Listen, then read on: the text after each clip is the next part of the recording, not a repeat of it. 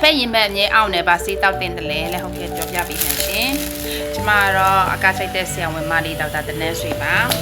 အခုကနေ့လေစားပြီးတောက်ရင်နဲ့ပြင်ဖြေပေးမယ်နော်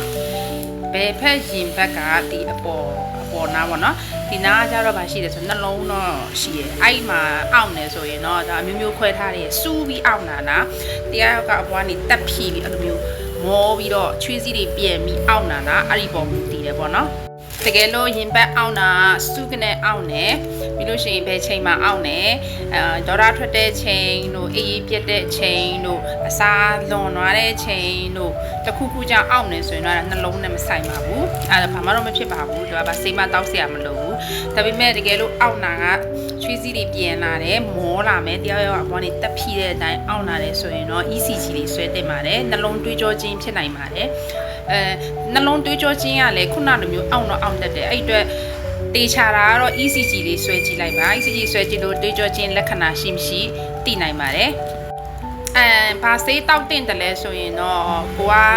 အေးပြတ်တဲ့လူ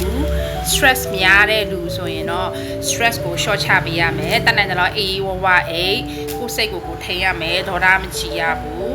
အောင့်လာတဲ့ချိန်ဆိုရင်တော့အကြိုက်ခဲပြောက်စေးတောက်လို့ရတယ် SP lab ပေါ့နော်အဲ့ဒါတောက်လို့ရတယ်လုံးဝမတက်တာရင်တော့ဆရာဝန်နဲ့တေချာပြပြီးတော့တေချာလေးစစ်ဆေးကြည့်ပါလို့ပြောပြရစီကဲအားလုံးပဲနေ့လည်စားပြီးတော့ခဏမေးလိုက်အောင်မယ်ကျေးဇူးတင်ပါတယ်ဘိုင်